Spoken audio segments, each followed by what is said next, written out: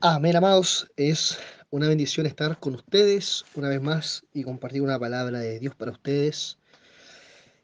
Ha sido maravillosa esta experiencia, ¿no es cierto? Que hemos podido disfrutar juntos como hermanos en relación a la palabra de el apóstol Pablo, ¿no es cierto? Que escribe esta carta a los colosenses.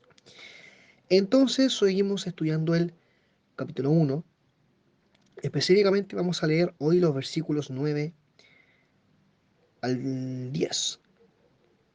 Amén. 9 y 10. Ya en esta versión lenguaje actual tiene un título. Dice, Pablo pide fortaleza para la iglesia de Colosas, es decir, para los colosenses.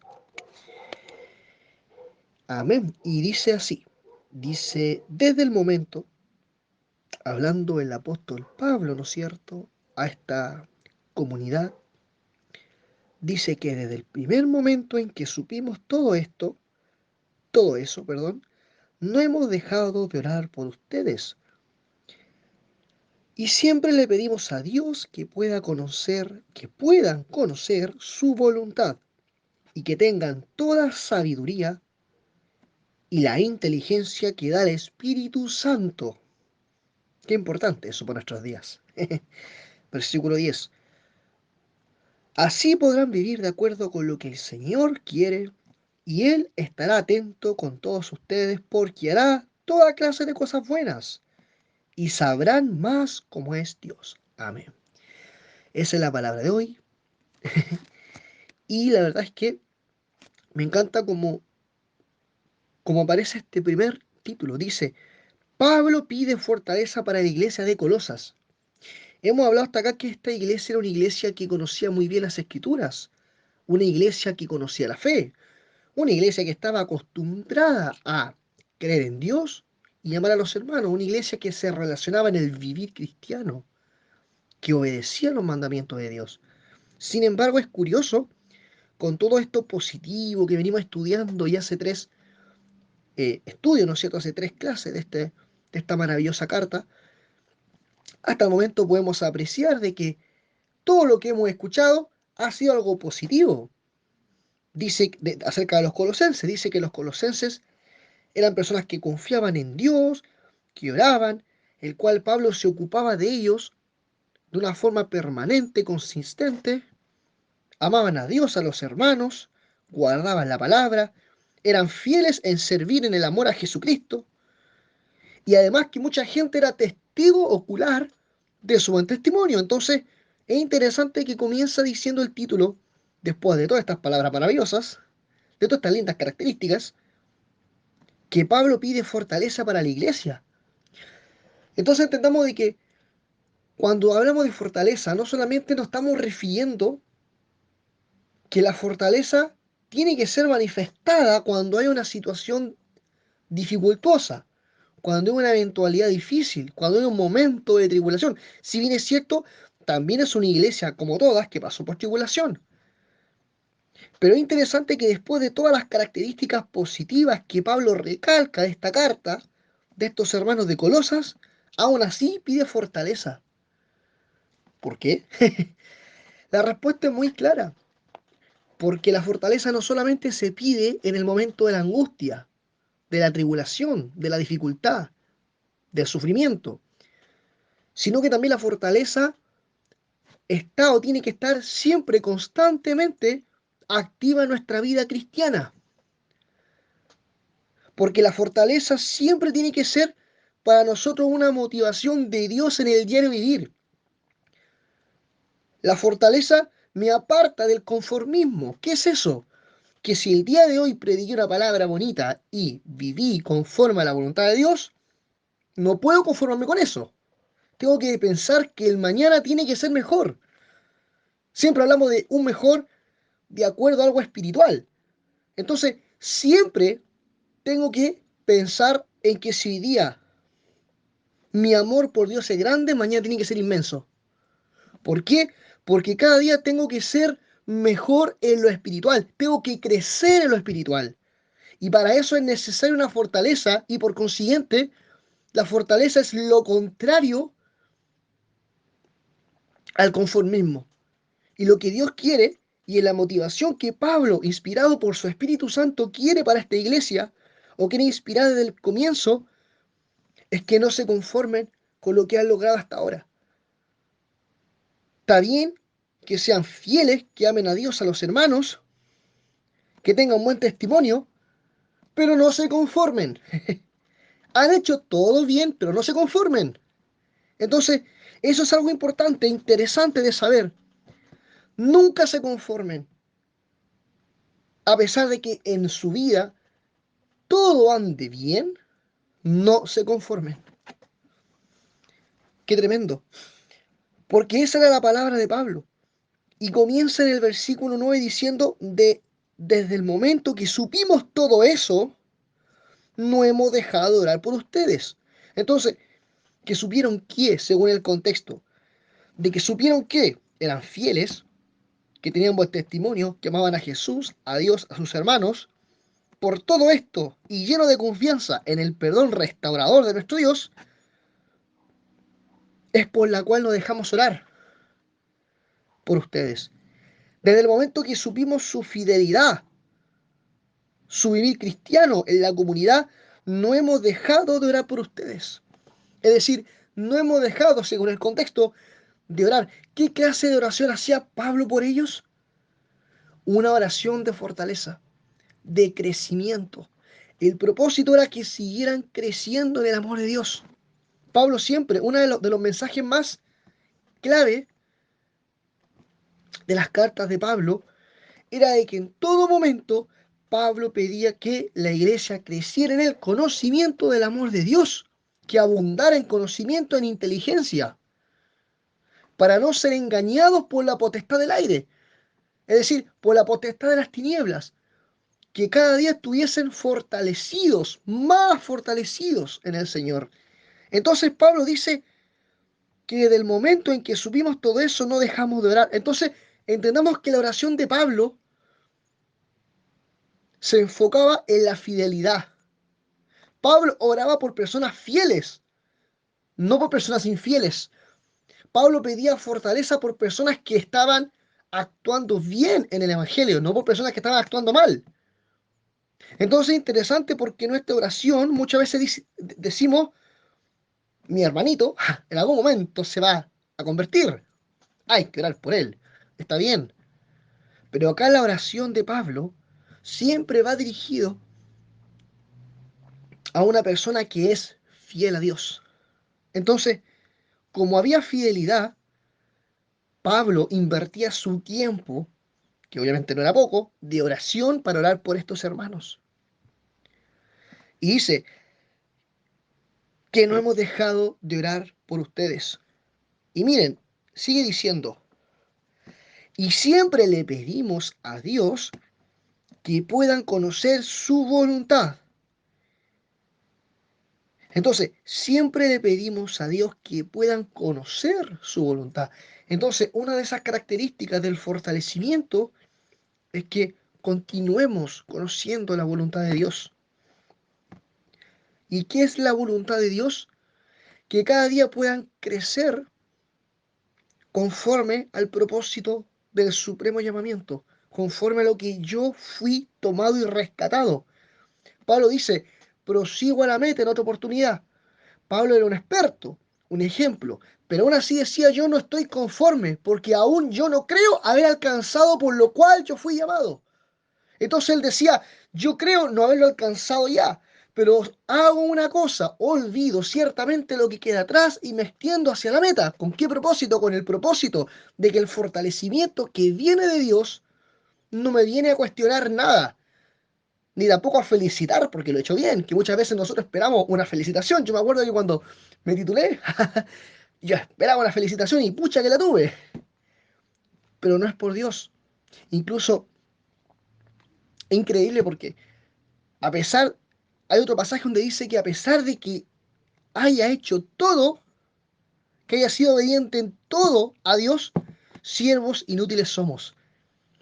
Hay que saber entender esto, no es que seamos inútiles, no es que Dios esté siendo tacaño con nosotros, que no esté diciendo que somos un donadie, que no está diciendo de que somos unos fracasados, no, está diciendo de que somos inútiles porque en la mano de Él somos útiles. En otras palabras, lo que hacemos para Dios es algo que viene de Dios. Es decir, si yo sirvo a Dios es porque Dios pone ese sentir en mi vida. Entonces no depende de mí, sino de Él. Claro, yo me dispongo a obedecer, pero cada obra que yo haga para Dios tiene que ser tiene que manifestarse el poder de Dios. Y el único que manifiesta ese poder es Dios mismo. Dijimos la otra vez que Él se responde a sí mismo. Entonces, podemos entender de que cuando dice siervos inútiles, está diciendo de que somos inútiles, ineptos y miserables en nuestras propias fuerzas. Y ahí se repite la historia. En nuestras fuerzas somos miserables, pero en la fuerza de Dios, entonces somos útiles para el reino. Por eso pide Pablo fortaleza, porque en las fuerzas nuestras no somos incapaces de agradar a Dios. Mas en la fortaleza de Él tenemos fe, confiamos, obedecemos. Y eso es lo que Dios quiere de nosotros. Entonces dice, y siempre le pedimos a Dios que puedan conocer su voluntad. Como ya sabemos, es buena, agradable y perfecta. Es decir, provoca paz en nosotros. Y después dice, y que tengan, aparte de conocer su voluntad, o sea, primero conocer su voluntad, y por otra parte, que tengan toda la sabiduría e inteligencia que da ¿quién? El Espíritu Santo. Entonces, el anhelo de Dios es que conociendo su voluntad, podamos tener sabiduría e inteligencia que produce el Espíritu Santo. Es decir, si yo no camino en la voluntad de Dios, nunca voy a conocer la sabiduría eterna y la inteligencia. Por eso hoy en día me ha pasado, conocemos muchos hermanos que están en la ignorancia, que conocen mucho la palabra, son letrados, pero viven una vida de ignorancia. Hace poco, y quizá saliendo un poco del tema, eh, sin querer jugar a nadie, por supuesto, tuvimos las elecciones. Y me parece, y para mí igual fue un poco sorprendente que había muchos pastores, personas que son reconocidos por sus estudios, por su dedicación, por sus títulos, y decían, qué terrible para esta nación. O algunos, wow, era lo que tenía que pasar. O sea, con una fe en el hombre, sin discernimiento. Sin discernimiento de que la sabiduría de Dios y la inteligencia de Dios, primero te hace entender que todo lo que ocurre en esta tierra es por la voluntad de Dios. Nada ocurre sin que Dios nos lo permita. Entonces, eso es principal. La voluntad es lo principal. Cuando aceptamos la voluntad de Dios, entonces somos sabios e inteligentes. Entonces Dios a través de su espíritu revela, porque es por revelación, Él revela esa sabiduría e inteligencia. Pero si no andamos en la voluntad de Dios, si no dependemos, ¿qué es andar en la voluntad de Dios? Es vivir de acuerdo a su propósito. Es vivir confiado plenamente de que lo que suceda y decirle, Señor, yo me voy a someter a cualquier determinación que ocurra en este planeta. Primero porque sé que Él es soberano, por lo tanto lo que sucede es por convicción de Dios. Entonces yo no voy a pensar en ningún momento en ejercer mi voluntad en contra de su voluntad, en intentar hacer las cosas por mi propia fuerza. Lo único que Dios me pide es descansar en Él, pero también hacer en Él. Entonces, hay cosas que en la Biblia está clara lo que tengo que hacer, razones por las cuales no tengo que orar, porque la Biblia me dice, esto es lo que tienes que hacer, entonces obedece. Y cuando yo obedezco, entonces ejerzo la voluntad de Dios. Y cuando ejerzo la voluntad de Dios, entonces el Espíritu Santo pone en mi vida sabiduría e inteligencia. Y en consiguiente, cuando tengo sabiduría y inteligencia, puedo discernir lo que pasa a mi alrededor. No estoy ciego, no estoy temeroso, no estoy con incertidumbre del futuro, porque todo el futuro es incierto en la mano del hombre, pero solamente Dios conoce nuestro futuro. Amén. Versículo 10. Y así, es decir, conociendo, obedeciendo a Dios, haciendo su voluntad, con ellos teniendo sabiduría e inteligencia para discernir los tiempos que estamos viviendo y para discernir el plan de Dios, con eso podremos vivir de acuerdo con lo que el Señor quiere, pero que quiere de nosotros, ¿no es cierto? Y Él estará contento con ustedes, porque harán toda clase de buenas obras y sabrán cómo es Dios. Dos cosas. Acá dice, Dios estará contento con ustedes. ¿Cuándo? Cuando ejerzan su voluntad. Entonces yo pregunto, si ustedes, tú que me estás escuchando, si anhelas agradar el corazón de Dios, te pregunto, ¿anhelas agradar el corazón de Dios? No solo como pregunta. Ahora sí. Entonces, para nosotros como cristianos, como hijos de Dios, nuestro principal anhelo es agradar a Dios. Es provocarle una sonrisa a Dios. Yo me acuerdo que en el pasado, antiguamente, me gustaba dibujar, pintar, y la verdad es que me gustaba, por ejemplo, que me dijeran, wow, qué bonito. O, o por ejemplo, un ejemplo más eh, digámoslo, casero. En mi casa de repente tenía que hacer todas mis cosas, eh, mi cama, tenía que barrer, muchas cosas que son domésticas. Y sabía que no me gustaba, me cargaba. Pero sabía que de tal manera eso iba a agradar a mi mamá, a mi papá, iba en contentar sus corazones de que, el hijo está trabajando, está aportando en la casa. ¡Qué bueno! Claro, y eso es cierto.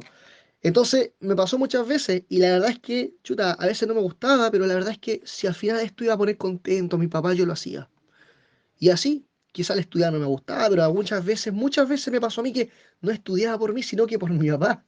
Porque yo era consciente, ya, obviamente ya mayor, que la plata cuesta, que el tiempo cuesta, que los útiles cuestan, que el uniforme cuesta. Entonces uno empieza a tomar conciencia y eso mismo pasa con el Evangelio. Uno toma conciencia. Si Dios te ha demandado gracias, si Dios te ha dado un don, ¿no es cierto? Ponlo en práctica y ese don utilízalo para el servicio de la iglesia con el propósito de alegrar el corazón de Dios. No lo hagas tú para ser visto, sino que lo que haces, hazlo para Dios. Y la única forma de agradar el corazón de Dios es obedeciendo a su palabra. De esa forma proporcionamos una alegría, un contentamiento en el corazón de Dios. Y eso es lo que Dios quiere. Y en nosotros, como hijos de Dios, como esencia, tiene que existir el deseo de agradar el corazón de Dios, buscar su voluntad y no la mía. Y después dice, Dios estará contento con ustedes porque harán toda clase de buenas obras y sabrán más cómo es Dios. Entonces la pregunta es, acá dice, sabrán más cómo es Dios. ¿Quieres conocer más a Dios? Entonces haz cada clase de obra buena. Pero no es una obra, mire, atención, uno se puede pensar, esta persona es tan buena que ya se ganó el cielo. La verdad es que nadie es bueno. Todas nuestras obras son trapo de inmundicia, dice la palabra. Pero cuando vivimos en obediencia, cuando lo hago para Dios, con la convicción de que nada soy, sino que en Él soy útil, y en mi corazón está el deseo de amar a Dios por sobre todas las cosas, bendiciendo a mi hermano, entonces haz todas clases de obra buena. Porque las obras no te salvan, pero sí son importantes porque se manifiesta la obra del Espíritu Santo en ti por las buenas obras. Entonces, es más que nada obedecer. Obedecer. Entonces, obedezcan, permitan que el Espíritu Santo ponga sabiduría e inteligencia. De esa forma agradarán el corazón de Dios. Y de esa forma, haciendo cosas buenas, actuando, haciendo el bien como Jesús lo hizo en esta tierra, entonces de tal manera conoceremos a Dios. En resumen, ¿cómo conocemos a Dios?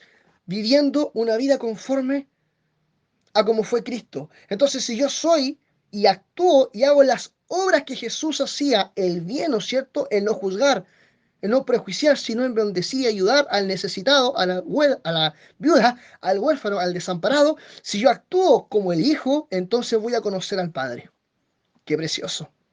Si yo actúo como Jesús lo hacía, como los apóstoles lo hacían, entonces más se me revelará cómo es Dios y lo que Dios quiere. ¿Qué es lo que Dios quiere? La pregunta es, ¿cómo puedo agradar el corazón de Dios? Actúa y obedece, obedece la obra de Dios, obedece la palabra de Dios, las enseñanzas de Dios. Termino diciendo lo que decía en Mateo 24, 28 al final. Enséñales a obedecer todo lo que yo les he enseñado. Obedezcan todo lo que yo les he enseñado. Y de esa forma, amados míos, no solamente alegraremos el corazón de Dios, sino que también nosotros como hijos de Dios seremos felices. Amén. Qué maravilloso.